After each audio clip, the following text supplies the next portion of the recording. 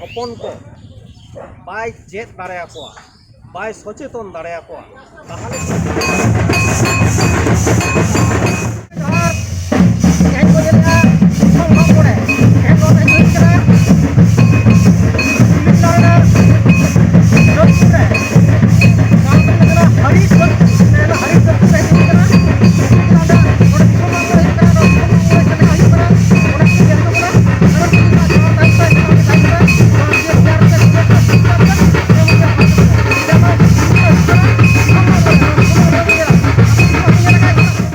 गंके जोहार गे नय अबू नोडे नौता पड़ा लेकातबिन हेज सेटेर आकना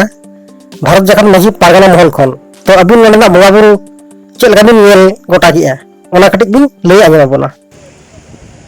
भारत जाकत माझी पारगाना महल लखुर मुलुगा कुरुमुटुते सिमगाछी दिसोम जाहेर रे जहां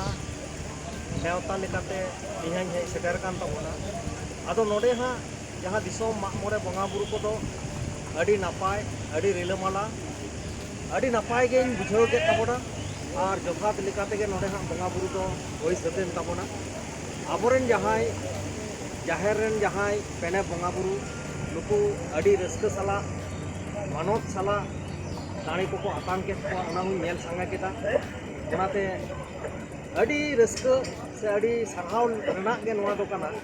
आदो नोडे हेज काते इन अड़ी रस्काñ बुझाव केदा और नुकु अड़ी सरहावी चालको काना नोआ बंगा बुरु अतीरते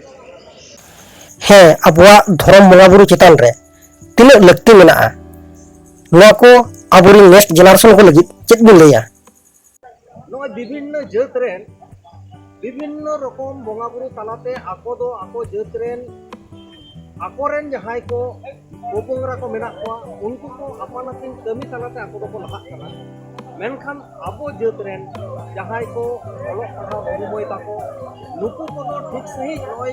धर्मीय चेतना बंगा बुरु ना चेतना एखोनो बाबन पासना होचो दाड़े का कोते तेहेन नेलोग कना आबोना धरम करम लई लाकचार बंगा बुरु खन आबोरेन नाहा नेबेतार जहां अबुमय ताको उनको बई बई ताको साहा आदो नोआ रेना अजे दो नोआ गे कना धर्मीय चेतना से सामाजिक आबो प्रत्येकटा आतो रे आबोरेन माझी बाबा को मेना आदो सेदाय अक्तोरेन जहां माझी बाबा को नुकुआ दो आबोआ धरम करम लई लाकचार अरिचाली नोआ बांचाव दोहो रेना जहां कुल्ही दुरुब से आखड़ा दुरुब नोआ दो ताहेलेन ताबोना मेनखान तेहेñ दो नेलोगोग कना आबो आतो टोला रेन जहां माझी बाबा को मेना कोआ नुकु को दो ओना कुल्ही दुरुब से आखड़ा दुरुब हो काते आबोरेन पोपोंगरा को नाहा बाबुमय ताको नोआ धर्मीय सचेतनता मेटांग बोन जागावा कोआ से नुकु को आबोना लई लाकचार धरम करम बंगा बुरु इदि काते बोन मेन बुझावा कोआ मेता कोआ किंतु नोआ जिनिस ते बांग नेलोगोग कना आदो बांग नेलोगोग कान खातिर ते तेहेñ चिका कना आबोरेन बंगा बुरु चितान रे जहां भक्ति ओना भक्ति किंतु बांग जगाव को कान खातिर ते तेहेñ बो नेलदा आबोरेन बंगा बुरु चितान दो बेटा मुहिम सेटेरोग कना मुहिम रेना अर्थ दो चेत सचेतन बांग ताहेलेन खान गे नोआ मुहिम दो हजुआ आदो आबोआ लक्ति कना तेहेñ जा भारत जाकत माझी पारगाना महल कमी होराय साब कदा धर्मीय चेतना जगाव आबोआ रायरीत अरिचाली धरम करम इदि काते माझी को मेटांग सिखनत एम आ सिखनत एम तालाते आबो जुदी माझी को नुकु आकोरेन पोपोंगरा को प्रत्येकटा माझी जुदी दायित्वय हतावा आया आतोरेन जहां हपन मेना कोआ नुकु को धर्मीय सचेतनता लगिते कुली दुरुब आखड़ा दुरुब काते माजे माजे नोआ को रपोड़ा ताहले आबोआ जहां घट्टी ओना घट्टी दो हापेन दिन हुनो बांग ताहेन ताबोना आदो नोआ घट्टी नेलोगोग कना कारण दो हुयो कना नोआ धर्मीयता आबोआ सचेतनता नोआ ठीक सही बनुते अबुमय ताको तेहेñ बाको बाडायते उनको तेहेñ आबोरेन बंगा बुरु चितान से आबोआ लई लाकचार अरिचाली धरम करम चितान नोआ मुहिम ओना सेटारोग कना अबुमय ताको आबोआ धरम करम कोना को साहा आबोआ धरम आबोआ लई लाकचार आबोआ अरिचाली नोआ रेगे जाते बो ताहेन मा और नोआ गे आबो बोन आपनार मा आबोरेन बंगा बुरु आबो बोन देवा सेवा को मा ओना गे इन ठेन नेहर और जहां को चला कना उनको ठेन नेहर जाते एटा धरम ते आलोपे चला एटा धरम ते चलाव लेनखान आम दो आम तेगेम चाबा आदो ओना दो गुरु गमके कथा नोआ दो वास्तव जहां मनीषी जहां दार्शनिक लेकान महापंडित गुरु गमके लई का तो आदो उनकान को पंडित कथा जहां को लेता गडिया तेज बनिया लगा आद कना को चाबा जाहेर और अतु जाहिर नोना बारे फरक नेलोग कना अब दिसम जाहिर तो चेदा बो nyutum किया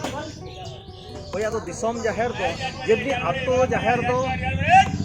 मेक्टांग मजी गावला रे 16 आना भीतर ते जहाँ जाहेर तहना बेढ़ाई तहना उना दो आतु जाहेर और दिसोम जाहेर दो जहाँ किछु दिसोम रेन हर तार माने कुर्सी हर किंबा 10-12टी आतो मित काटे जहाँ जाहेर बन बनावा उना दो हुयुग कना दिसोम जाहेर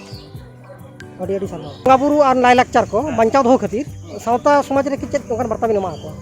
होय आबोना बोंगा बुरु और लाई लाकचार नोआ बंचाव ते खान दो खास टाइम हुयुग कना माझी बाबा को और पारगाना बाबा को के बढ़ती उद्योग हताव हुयुग ताकोआ कारण विभिन्न संगठन को अब को कमी रहो नेलोगो कना माझी बाबा जुदी आयरन हपन को बाय चेत दाड़े आकोआ बाय सचेतन दाड़े आकोआ ताहले किन्तु आबुआ बोंगा बुरु हो ठीक सही बांग बांचा और लाकचार हो बांग बांचा तबे हुनंग की नितक की बांग बांचा कना बांचाव दो बांचा कना जतो तेगे मेनखान उनका जहाँ लेका अब बांचाव बन मेनेत खान उनका दो बांग बांचा कना आदो उना को जुदी ठीक ठाक बांचाव ते खान दो आबोना जहाँ कमी माझी बाबा को आबुआ लई लाकचार धरम करम बोंगा बुरु इदी काते बढ़ती उनको बाड़ाई हुयुग ताकोआ और उनको बाड़ाई लेखान को आकोरेन हन हपन को हो जहाँ जाहेर रे को बोंगा बुरुया से आबुआ धरम करम राय रीत जहाँ जहाँ को मेनाआ उनको जुदी उना को बाड़ाई हचो कोआ ताहले ऑटोमेटिक आबुआ धरम करम लई लाकचार बोंगा बुरु को दो बांचा ताबोन अड़ी अड़ी सारा गंका बिना उपरुम जोहार गे इन दो राजेंद्रनाथ मुर्मू भारत जाकात माझी पारगाना महल पश्चिम बंग पनत जगह पारगाना